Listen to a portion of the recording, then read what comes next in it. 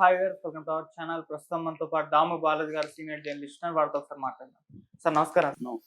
Sir, Kannappa movie Manchu Vishnu చాలా prestigious గా తీసుకొని చేస్తున్న ప్రాజెక్ట్ ఇది. ఇంకొక 1 మంత్ లో రిలీజ్ ఉండగా ఇప్పుడు మంచు విష్ణుకు అయితే షాక్ తగిలింది.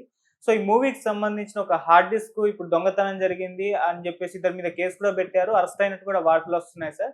మరి ఏం జరిగింది, ఎలా జరిగింది ఈ దొంగతనం? ఇప్పుడు ఆ హార్డ్ డిస్క్ లో అసలు ఏముంది? ఇప్పుడు సినిమా రిలీజ్ విషయం అదే డేట్ లో రిలీజ్ చేస్తారా, మళ్ళీ పోస్ట్ పోన్ అయ్యే అవకాశం ఉందా సార్? కన్నప్పకి ఒక షాక్ తగిలిందని చెప్పాలి. ఆల్రెడీ కన్నప్ప అనేక వివాదాల్లో ఉంది. పైగా దాని మీద నెగెటివ్ ట్రోల్స్ విపరీతంగా జరుగుతున్నాయి. ఈ నేపథ్యంలో ఇప్పుడు ఒక షాకింగ్ న్యూస్ బయటకొచ్చింది. అదేంటంటే ఆ సినిమా హార్డ్ డ్రైవ్ బయటికెళ్ళిపోయింది అనేది ఇప్పుడు వార్త వస్తుంది. అది కానీ బయటికెళ్ళిపోతే వన్స్ అది కాపీ అయిపోతే ఇంకా ఒక్కసారి బయటికెళ్ళిపోయి ఆన్లైన్లో ఒక్కరు పెట్టేస్తే దాన్ని ఇంకెవడూ ఆపలేడు. మొత్తం సినిమా వెళ్ళిపోతుంది. ఆల్రెడీ దాని మీద విపరీతమైన నెగిటివిటీ ఉంది. దాన్ని థియేటర్కి వెళ్ళి మేము చూడాలన్న ఫీలింగ్లో ఉన్నారు. ఇది కానీ బయటకు వచ్చేసి సినిమా ఎలా తీశారు ఏంటి అనేది తెలిసిపోయింది అనుకో డీటెయిల్గా, అసలు ఇంకా ఆ సినిమా ఒక పైసా వెనక్కి రాదు. ఆల్రెడీ దాని మీద నెగిటివ్ ఉంది. థియేటర్లకు బాగా రిలీజ్ అయ్యి థియేటర్లో జనం వచ్చి ఎందుకంటే ప్రభాస్ ఉన్నాడు కాబట్టి కొంతవరకు కాపాడుతాడన్న హోప్తో వాళ్ళు ఉన్నారు. సో ప్రభాస్ ఫ్యాన్స్ కూడా దాన్ని ఖచ్చితంగా ఓన్ చేసుకుంటారు.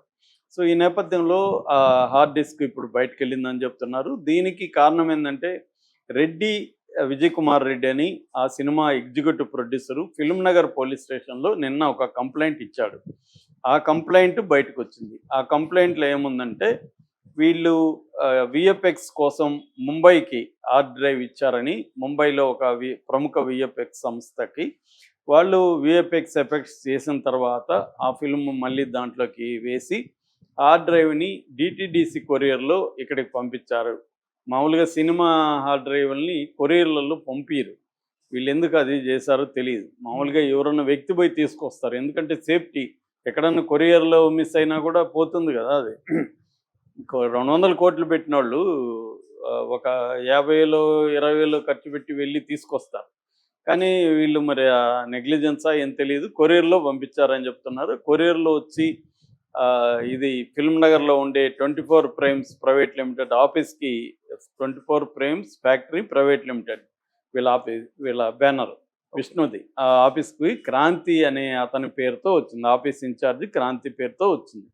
అయితే వీళ్ళు డిటిడిసి కొరియర్ వచ్చినప్పుడు క్రాంతి లేడని చెప్తున్నారు. ఆఫీస్ పై తీసుకున్నాడు, రఘు అనే ఆఫీస్ పై.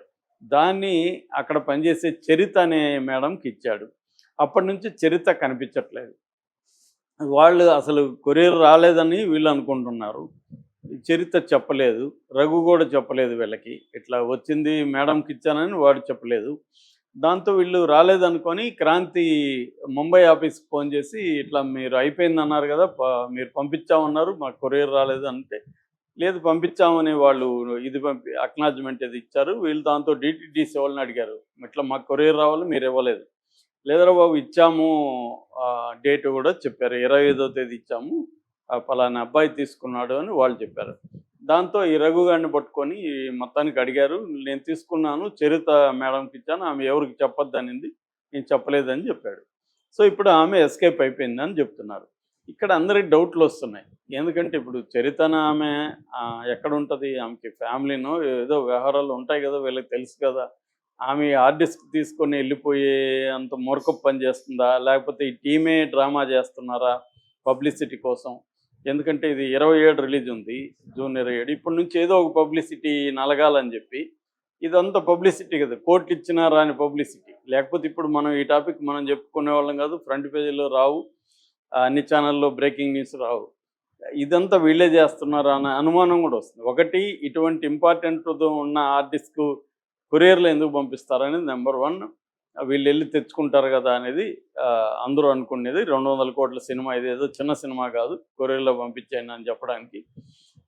మూడవది, ఆ చరిత అనే అమ్మాయి ఎక్కడికి వెళ్ళిపోతుంది?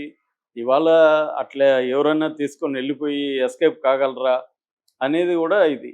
ఎస్కేప్ అవ్వాల్సిన కూడా పనిలే, ఆమె మామూలుగా హార్డ్ డిస్క్ని కాపీ చేసి ఎవరికి పంపాలో పంపించేయచ్చు ఆన్లైన్లో. దీన్ని ఎత్తుకొని పరిగెత్తాల్సిన అవసరం లేదు.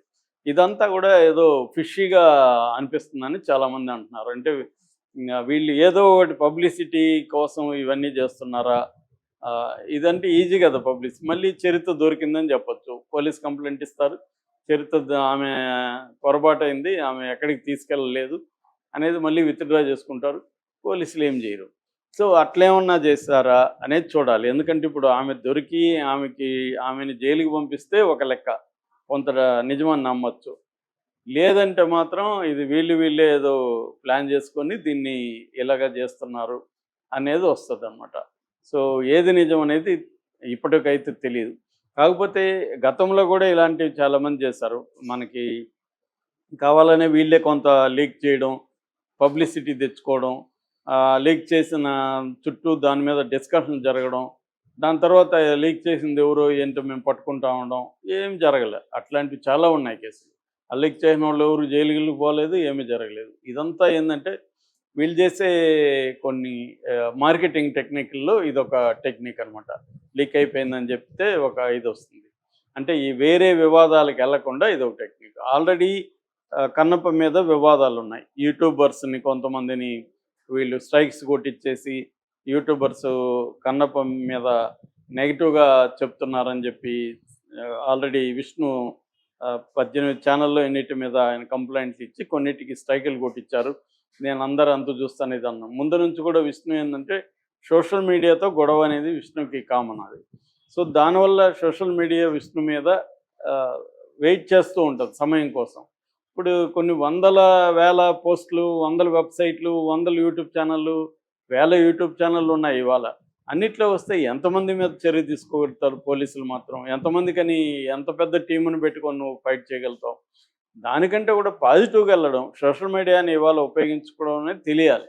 నువ్వు సోషల్ మీడియాతో మొండిగా ఢీకొంటే ఒక ఛానల్ పోతే ఇంకోటి పెట్టుకుంటారు, ఇంకోటి పోతే ఇంకోటి పెట్టుకుంటారు. ఏమవుతుంది? కాబట్టి వీటితో కొట్లాడడం అనేది కష్టం. రాంగ్ స్ట్రాటజీ అది. మన ఎనర్జీని వీళ్ళతో కొట్లాడడం. సో అదొకటి. రెండవది మనోజే దీని మీద నెగిటివ్‌గా ఉన్నాడు. ఇది ఫ్లాప్ సినిమా అన్నది మనోజే చేస్తున్నాడు. ఆ డబ్బులు మిస్‌యూజ్ అయిందని చెప్తున్నాడు మనోజు.